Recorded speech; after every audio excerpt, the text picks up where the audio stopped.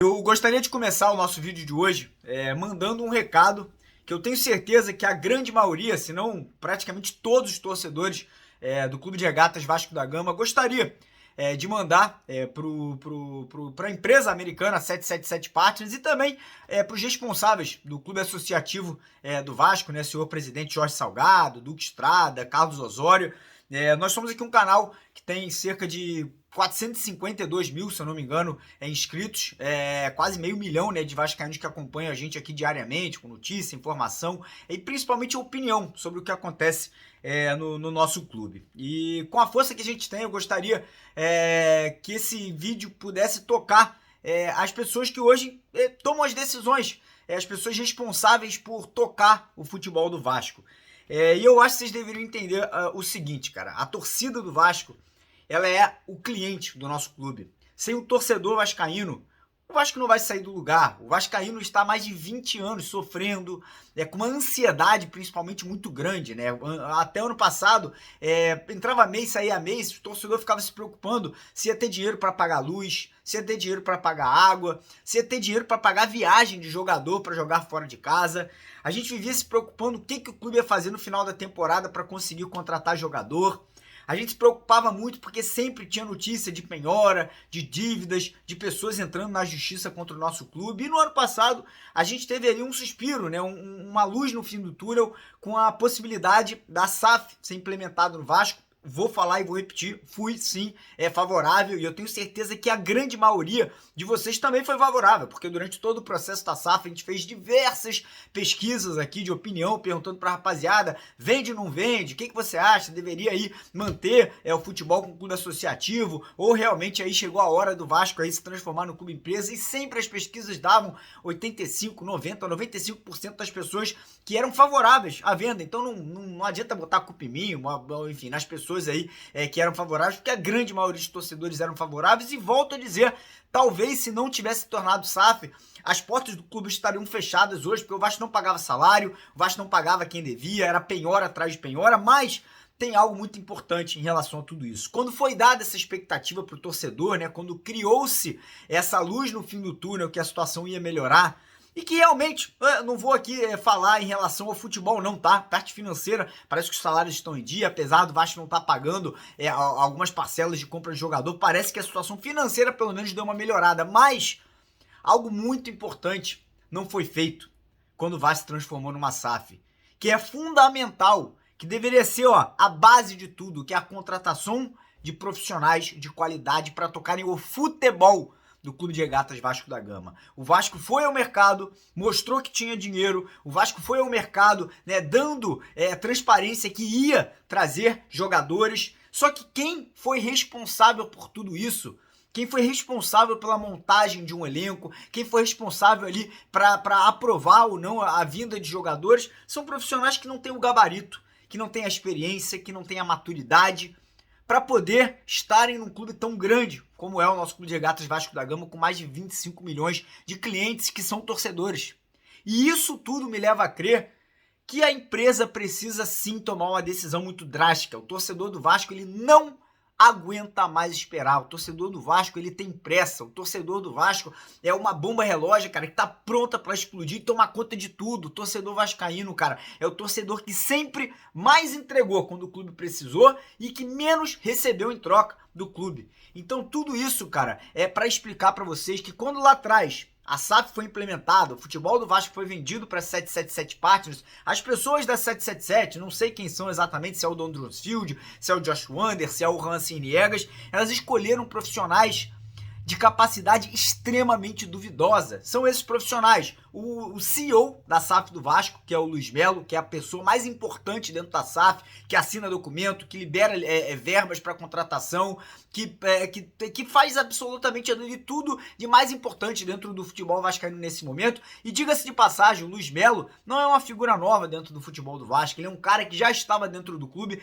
desde a gestão do Alexandre Campelo. Ele foi sim um dos responsáveis pelo rebaixamento do Vasco, ele foi sim responsável pela continuação do Vasco numa Série B em 2 anos consecutivos, ele foi sim responsável pela saída do Germancano, que é o maior artilheiro do futebol sul-americano, por 2 temporadas consecutivas, e ele continuou Ele foi apontado como essa pessoa mais importante. E não só isso, ele trouxe para dentro do Vasco uma pessoa que por onde passou sempre foi duvidado da sua profissionalização ali dentro de um futebol. Teve uma passagem péssima no Internacional, nosso adversário de ontem, que é o Paulo Brax. Teve uma péssima passagem no América Mineiro. E vou deixar só um pequeno asterisco aqui no meu vídeo. O Paulo Brax, quando chegou no América Mineiro, sabe o que ele fez? Ele demitiu o Barbieri.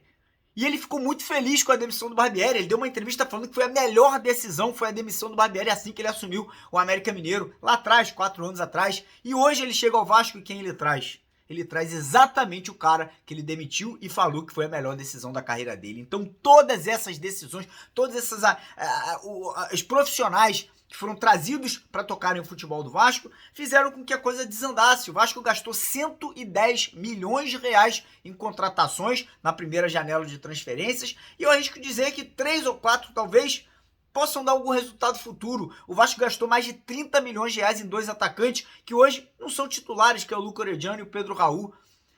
O Vasco trouxe jogadores que, cara, que o torcedor desde o começo duvidou se eram de contratações de qualidade positiva.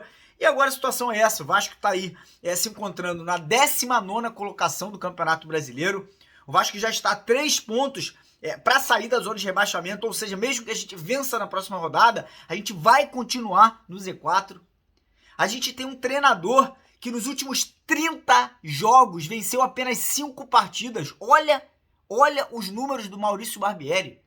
Olha que absurdo você manter, insistir num treinador que não está trazendo resultado. A multa do Barbieri é 9 milhões de reais, o contrato dele é até 2025, então a gente não pode demitir. Então quem tem que ser demitido é quem contratou e fez um contrato desse, porque é um absurdo você trazer um treinador que não conquistou absolutamente nada por onde passou. É um treinador que tem raízes sim no Flamengo, todo mundo sabe disso, que o Barbieri é torcedor do Flamengo, e as coisas continuam como o Vasco estivesse brigando por título de Campeonato Brasileiro, como se o Vasco estivesse brigando por Libertadores. É um absurdo o Barbieri vir a público ontem após o jogo, dar uma entrevista coletiva falando que viu evolução. Você viu evolução aonde, Maurício Barbieri? É um absurdo, cara, não dá. E eu mais uma vez vou repetir aqui, eu tenho certeza que esse vídeo vai chegar às pessoas da 777, às pessoas de dentro do Vasco, porque aqui nós somos um canal que tem quase 500 mil de pessoas que acompanham o nosso trabalho, então a gente tem sim uma influência muito grande. Então ainda dá tempo de conseguir reverter esse cenário do Vasco no Campeonato Brasileiro. Nós ainda temos tempo, mas se os executivos da 777 não vierem ao Brasil e não tomarem uma decisão drástica, eu não tô falando mudar só treinador não, tá?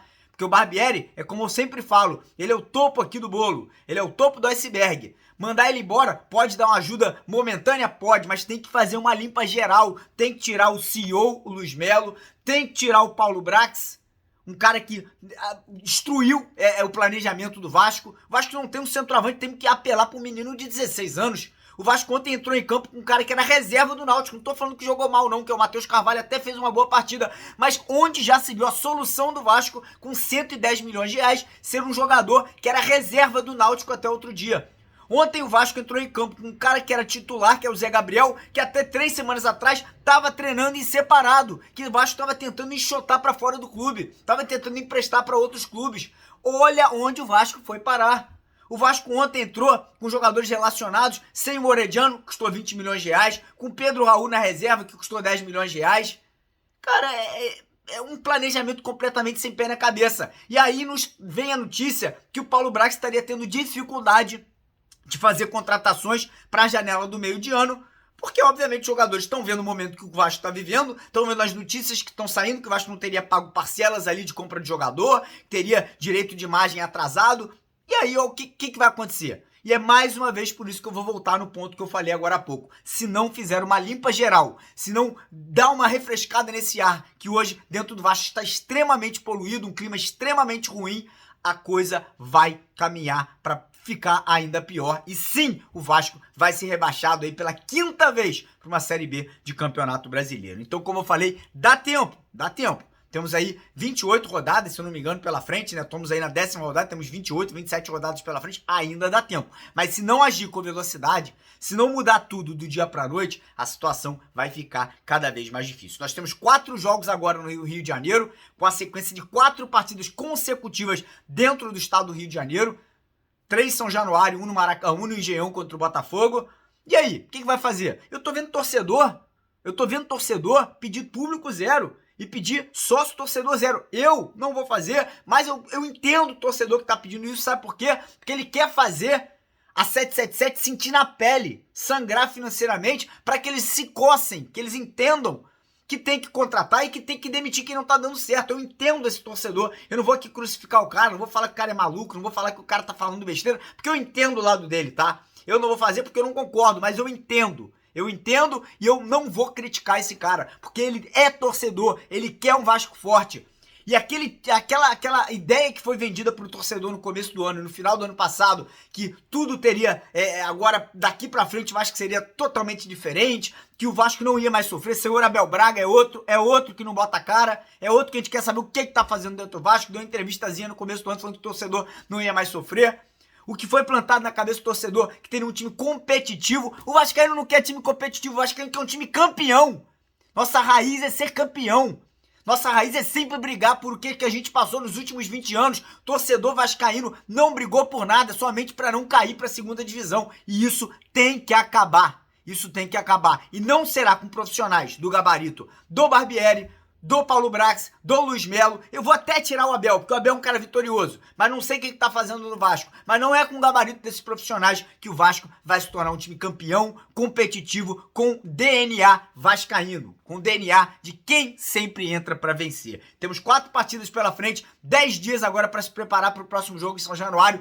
Tem que demitir Barbieri hoje e, se puder, tem que demitir Paulo Brax, Luiz Melo junto, porque não dá mais. E, inclusive, já temos nomes de treinadores que parece que estão sendo estudados aí para poderem substituir o Barbieri, né? Ontem tivemos a informação que 4 nomes já estariam sendo ali falados, né, discutidos dentro da SAF do Vasco. Seriam eles: Rogério Ceni, Roger Machado, Guto Ferreira e o Cuca. O Cuca acho muito difícil, tá? Um cara experiente, um cara que rodou aí, ganhou tudo por onde passou, mas recentemente teve um problema aí quando assumiu lá o Corinthians. Parece que o Cuca não quer assumir, não é nem questão da empresa da 777 não querer contratar o Cuca, não. Parece que o Cuca, ele não quer mais se envolver em futebol, parece que a família dele tá pedindo pra ele não se envolver com isso, então parece que o Cuca deve ser descartado. E aí surgem esses nomes: Ceni, não acho que vai resolver o problema. Guto Ferreira, não acho que vai resolver o problema. E Roger Machado, que eu também não acho que vai resolver o problema.